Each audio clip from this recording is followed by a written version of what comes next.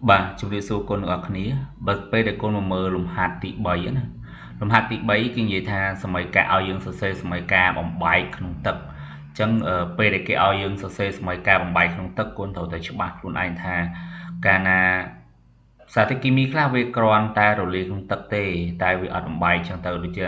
ឬកនេះអត់ទេណាបាទវារលាយក្នុងទឹកហើយវាបំបែកបានជាអ៊ីយ៉ុងដោយសារវាជាសមាធាតុអ៊ីយ៉ុងនៅពេលដែលគុណសរសេរសម័យកាលបំបែកទៅមុខបូកក្រោយដកហើយ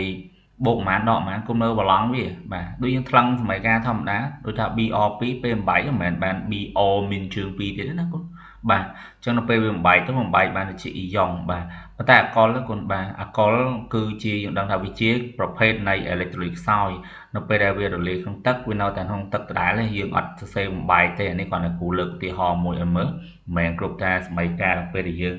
ដាក់ចូលក្នុងទឹកទៅយើងសុទ្ធតែដាក់ទឹកលើសញ្ញាព្រួយទាំងអស់ហើយដល់ពេលដែលគុណយកមកសរសេរពេលណាដែលគុណត្រូវដាក់ថាបូកទឹកពេលណាដាក់ទឹកលើសញ្ញាព្រួយហ្នឹងគឺគុណត្រូវច្បាស់ឬស្ករនេះគាត់ណាស្ករដំបូងឡើយវាគឺជាអង្គធាតុរឹងប៉ុន្តែដល់ពេលវារលាយក្នុងទឹកវាបានទៅជាទម្រង់នៃសូលូសុងស្ករទៅពេលប៉ូតាស្យូមសលផាតនេះវាបំបែកបានទៅជាអ៊ីយ៉ុងប៉ូតាស្យូមប៉ុន្តែគាត់ដូចថ្លឹងសម័យកាលអញ្ចឹងហើយនឹងអ៊ីយ៉ុងសលផាតអានេះគឺជាទម្រង់នៃការគិតនៅក្នុងការបំបែកអញ្ចឹងហើយគុណច្បាស់ខ្លួនឯងណាបើមានចំណុចខ្លះដែលមិនយល់ប្រាប់គ្រូវិញ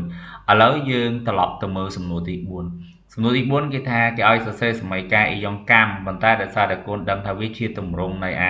អាស៊ីតបាទហ្នឹងទាំងអស់ហ្នឹងគឺជាទម្រង់នៃអាស៊ីតហើយក្នុងនោះគុណត្រូវយល់បើសិនជាកាលណាវាជាអាស៊ីតខ្លាំងឬក៏វាជាអាស៊ីតខ្សោយនឹងរឿងរបស់វាផ្សេងតែសារអាស៊ីតដែលគ្រូលើកមកដាក់ជាឧទាហរណ៍នេះសុទ្ធតែជាពួកនៃអាស៊ីតខ្លាំងទេអញ្ចឹងអាស៊ីតនៅក្នុងទម្រង់មេរៀនក្រោយបន្តទៀតប៉ុន្តែដោយសារតែគ្រូដាក់ឲ្យមើលហើយកុំឲ្យគុណមានអារម្មណ៍ថាច្រឡំអញ្ចឹងកាលណាយើងនិយាយថាអាស៊ីតគឺជាសមាធាតុដែលបង្កើតបានជាអ៊ីយ៉ុងអ៊ីដ្រូញូមឬក៏បង្កើតបានអ៊ីយ៉ុងអ៊ីដ្រូសែននៅក្នុងសូលូសុងទឹកប៉ុន្តែគុណអាចសរសេរបំបែកជាអ៊ីយ៉ុងក៏បានណាសេជាទម្រង់ដាក់ទឹកលើសញ្ញាព្រួយក៏បានអត់អីបាទហ្នឹងតែដល់ពេលខនេះគាត់អាចបូកមួយទឹកមកដោយសារវាជាអាស៊ីតខ្លាំងអញ្ចឹងអានេះគាត់ដល់គ្រូនិយាយទៅក្នុងមេរៀននេះគឺចង់ផ្ដោតទៅលើអាស៊ីតដែលខ្លាំងទាំងអស់បាទដោយសារតែនៅពេលដែលវាបំបែកទៅអាស៊ីតមានតួនាទី